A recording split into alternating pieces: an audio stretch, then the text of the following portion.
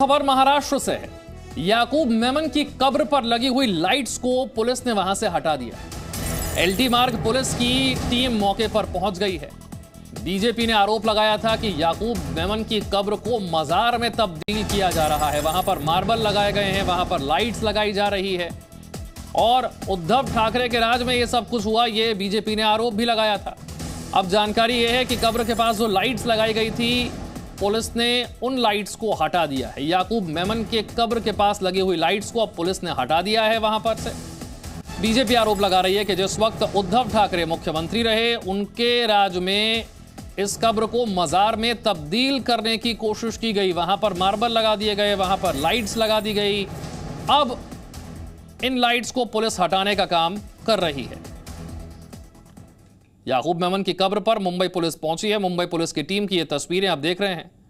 BJP ने सवाल उठाया कि क्या आतंकी की यहाँ ये डॉर्पर नामक एक अच्छी नस्ल की भेड़ को पालते हैं।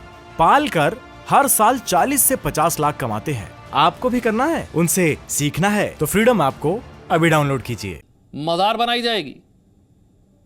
क्या एक आतंकी को इतना महत्व देना चाहती थी उद्धव ठाकरे की सरकार? उद्धव ठाकरे इतने मजबूर क्यों थे? उनके राज में ये सब क्यों होता रहा? उनका कहना है कि उद्धव ठाकरे मुख्यमंत्री के तौर पर इन सब चीजों के लिए जिम्मेदार हैं।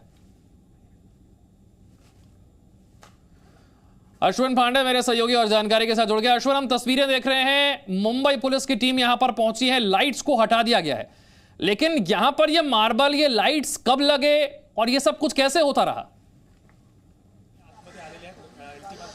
जी देखो, पहले मैं आपको सीधी तस्वीर दिखाता हूं। मुंबई की एलटी मार्ग पुलिस स्टेशन यहां पहुंची है और जो पट्टी लगाई गई थी एलईडी लाइट्स की, कब्र के जो मार्बल लगाए गए हैं, मार्बल के नीचे, वो तस्वीर मैं आपको सीधा दिखाता हूं, उसे निकाल दिया गया है। और अभी भी पुलिसकर्मी आप देखिए यहां खड़े हैं और अंदर काफी अधिकारी गए हुए हैं, जिसको लेकर पहले आपत्ति जताई गई थी। देखिए मैं आपको दिखाता हूं कि यहाँ पे जो कब्र दिखाई दे रही है, ये मार्बल वाली जो कब्र है, उसके पास देखिए लाइट की जो स्ट्रिप्स है, उसे एलईडी लाइट की स्ट्रिप्स उसे निकाल दिया गया है पुलिस की तरफ से। इस कब्र को बाकायदा सजाया गया था। यहाँ पर सफेद मार्बल आप साफ तौर पे देख सकते हैं, उसे लगाया गया है। इसी को लेकर बीजेपी ने पहले आपत्ति जताई और ये कहा गया कि आतंकी को की कब्र की जगह उसको मजार में तब्दील किया जा रहा है, उसे एक तरह से संत बताने की कोशिश की जा रही है।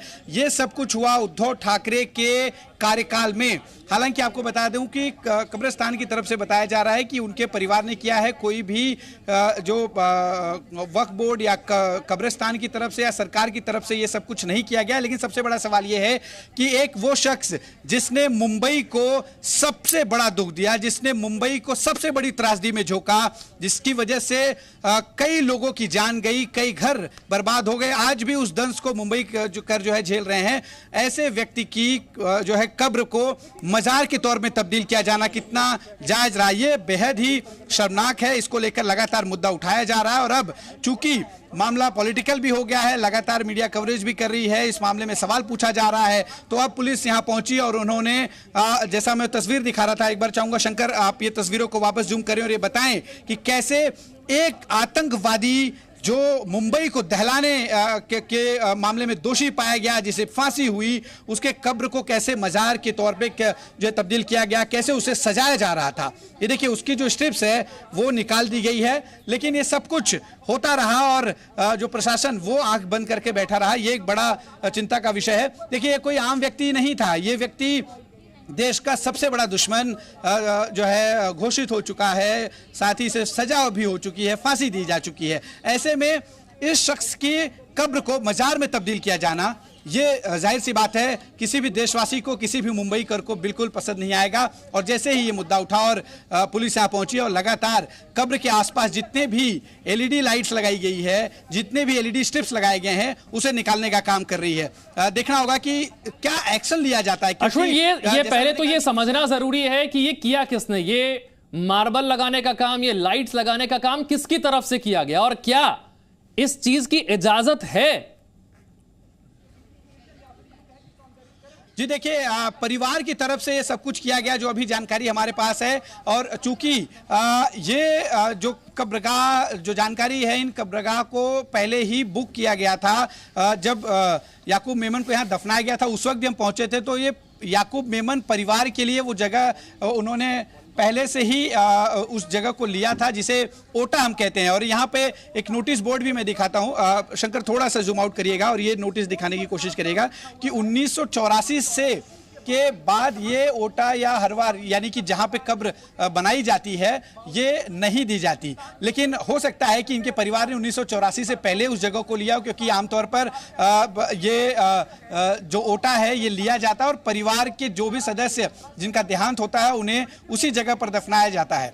लेकिन यहाँ पर याकूब मेमन को दफनाने को लेकर सवाल नहीं है। सवाल सबसे बड़ा यह है कि इस तरह से उसकी कब्र को सजाया जाना, उसे एक तरह से मजार में तब्दील करना, क्या बताने की कोशिश जो है की जा रही थी परिवार की तरफ से। परिवार के अलावा यहाँ पर जो बड़ा मस्जिद है इसके कर्ता धर्ता की तरफ से, और इन सब के बीच सबसे बड़ा सवाल सरकार, तत्कालीन सरकार उद्धव ठाकरे की थी। साथ ही प्रशासन पर सवाल खड़ा होता है कि एक आतंकवादी को इस तरह से लार्जर देन लाइफ दिखाने की कोशिश जो है लोग करते रहे और प्रशासन जो है आंख पे पट्टी बांधे बैठा रहा। और जब इस मुद्दे को उठाया गया तो प्रशासन के लोग यहाँ पहुंचे हैं। हालांकि सरकार यहाँ पर बदल चुकी है।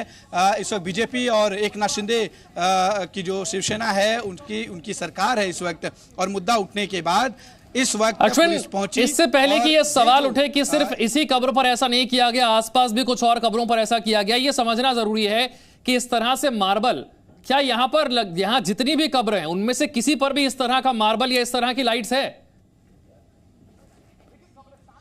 जी देखिए, कुछ कब्रों को जो है मार्बल से बनाया गया है। सारे कब्र जो है मार्बल से नहीं बनाए गए हैं। ये जो फैसला है ये परिवार करता है। परिवार के लोग इस तरह से अपने जो उनके परिवार के सदस्य जिसका देहांत होता है उसकी कब्र पर इस तरह से मार्बल लगाते हैं या फिर जिस तरह की हैसियत है वो उसे सजाने की कोशिश करता है। लेकिन यहाँ पर जैसा मैंने कहा कि मामला आम व्यक्ति से या किसी महान व्यक्ति से नहीं, एक आतंकवादी से जुड़ा हुआ है, याकूब मेमन से जुड़ा हुआ है, जिसने मुंबई और देश को सबसे बड़ा दंश दिया है, जिसने सैकड़ों मुंबईकरों को मौत के घाट उतार दिया है। मुंबई में 1993 में पहला धमाका हुआ, जिसके बाद से ऐसे कई धमाके हुए। तो कहीं ना कहीं एक तरह से मुंबई को दहलाने की जो सबसे बड़ी साजिश और सबसे पहली साजिश थी वो दाऊद इब्राहिम और उसके लोगों के साथ की गई थी।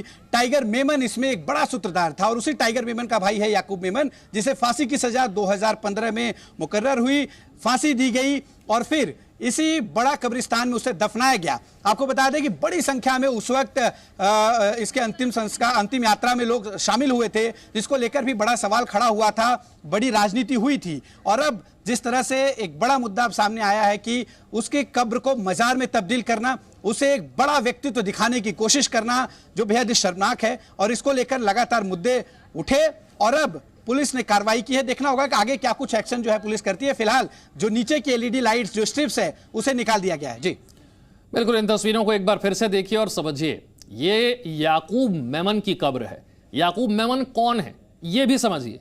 1993 में मुंबई में जो बम धमाके हुए थे, दाऊद इब्राहिम के इशारे पर यह धमाके हुए थे, इसमें याकूब मेमन दोषी करार दिया गया।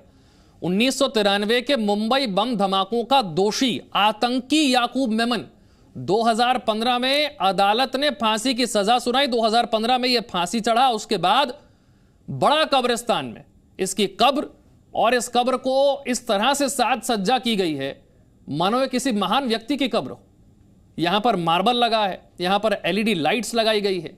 बीजेपी अब आरोप लगा रही है कि जिस वक्त उद्धव ठाकरे की सरकार थी, जिस वक्त महाविकास अघाड़ी की सरकार थी, उद्धव मुख्यमंत्री थे, उनके मुख्यमंत्री रहते इस कब्र में यह साज सज्जा की जाती है, उसे एक मजार में तब्दील करने की कोशिश की जाती है, ऐसा दिखाने की कोशिश की जाती है मानो ये किसी महान व्यक्ति की कब्र हो, आतंकी की ना हो। और इसे लेकर सवाल खड़े हुए राजनीतिक दलों की तरफ से। इसे लेकर क्या प्रतिक्रिया, क्या रिएक्शन आ रहे हैं, ये आपको सुनवाते हैं। खूंखार आतंकवादी याकूब मेमन, जिसने 1993 में मुंबई में बमकांड करके हजारों लोगों की जान ले ली, क्या ऐसे आतंकवादी की कब्र मजार बन सकती है? इसी मुंबई शहर में जब उद्धव ठाकरे मुख्यमंत्री थे, उनके साथ राहुल गांधी का दल और शरद पवार जी का दल सत्ता साझा कर रहा था। उनके अगुवाई में ये कब्र मजार बन गई, उसे मार्बल लगाया गया।